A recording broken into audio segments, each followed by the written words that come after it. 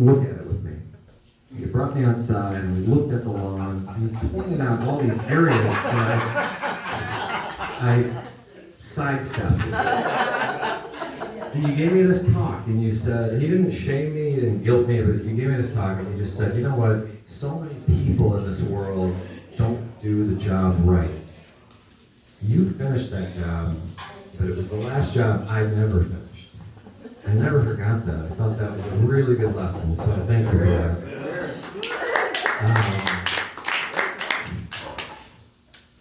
Professional. So he, we were raised in Elmore Leonard's family, Peter Leonard's family. My dad was always correcting our English, our grammar. It was so annoying when we were growing up. But I'm so grateful now because now we speak correctly. We have good vocabulary, hopefully. So when I was in college, I was working on a script. And I was rewriting, and at one point I thought, you know what, I'm going to give this to my dad. I'm going to let him review it. Let's see what he thinks. So I gave it to him. And I waited for a few days, and when you work on something like that, and you give it to somebody that you know is going to give you this feedback, you're just eager. So after a few days, I said to my dad, Did you look at that? Did you look at what I gave you? What do you think? And he said, well, I glanced at it. And I said, well, come on, what do you think?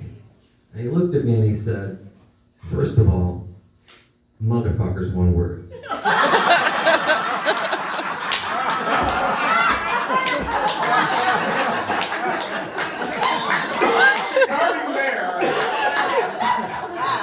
Just so you guys know, motherfucker's one word.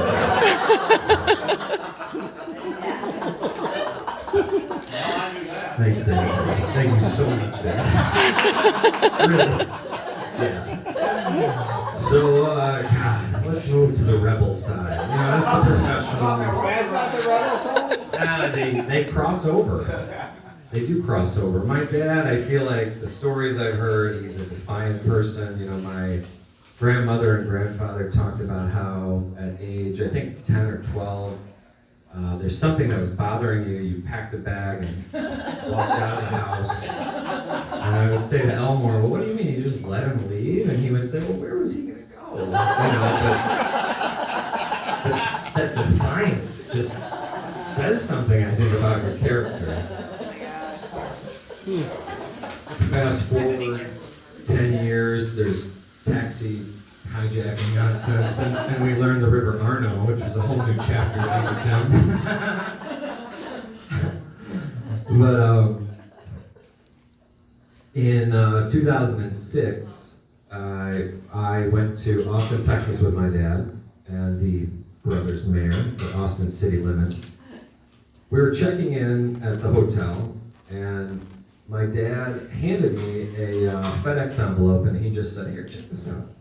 So I open it up, I pull out a People magazine. It's got Jennifer Aniston on the cover. And I'm like, what is this? And I investigate more, and what it was this, the magazine inside had this section carved out of it. And inside were three roll joints, that if you let the magazine fall, it would lay flat. As if somebody would pull it out of the thing, inspect it, and just lay flat. 3 joints are inside. And I'm like, oh, what is this? And my dad looked at me and he's like, what do you think, a couple older guys don't know how to party? So this kicked off this whole pot smoking era with my dad. And I was living in Colorado. I had access to really good cannabis at the time before our Michigan revolution of pot. And so my dad called me up maybe like a year after that, and he said, hey, Tim Marion and I would love to get some that good pot that you can get out there. Can you send us some? Sure, Dad.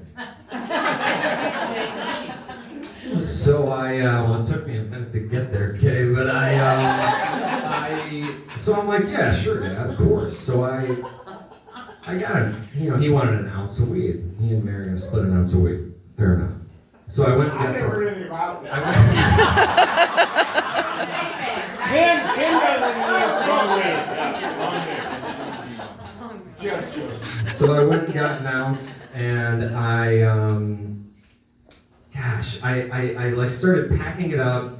I lined it with dryer sheets. This was stuff we would do in my freshman year at Boulder.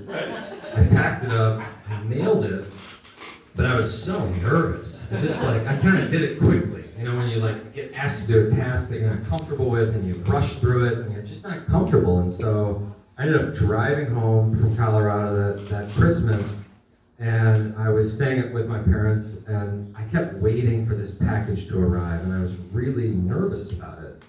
And eventually it came, and I was relieved. And so I found it, and I'm like, okay, wow, you know, because you go through all these scenarios, like, Jesus, you know, maybe I can get caught for this, maybe there's some way to trace me to this. So I gave it to my dad, and I said, here, you know, check it out. He's checking out the product, he loves it. But then I said to him, I was like, you know, I'm sticking my neck out for you guys, you know, like, this is making me really uneasy. And my dad, without hesitation, looked at me and said, Tim, in the grand scheme of life, do you think anybody gives a shit about an ounce of weed?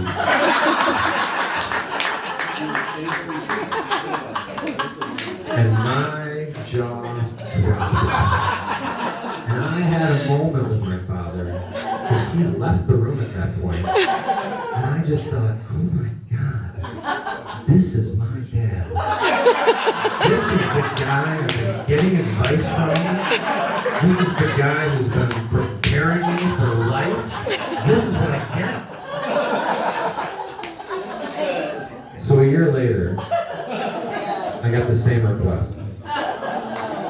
This time, I got the ounce of weed. I took one from the Peter Leonard playbook. I found this, like, it was a really bad book, because I would never deface a book naturally, but I carved out the center of the book so that if you fall down, the ounce would fit perfectly. I wrapped it up. I took it to the FedEx store, paid with cash, that's important. No return address, that's also important. I didn't do that the first time. The return address name was like a story name from one of my dad's characters in his books. I sent this one. I didn't worry about it at all. It arrived about a week later. I said, Dad, did you get that package I sent you? He looked at me then and he said, professionally done.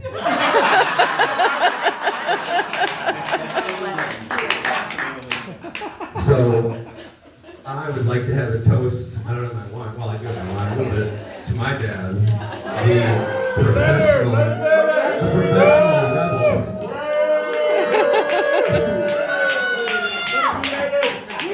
I love you, Dad. Thanks for your lessons and for everything. And, How to wrap weed.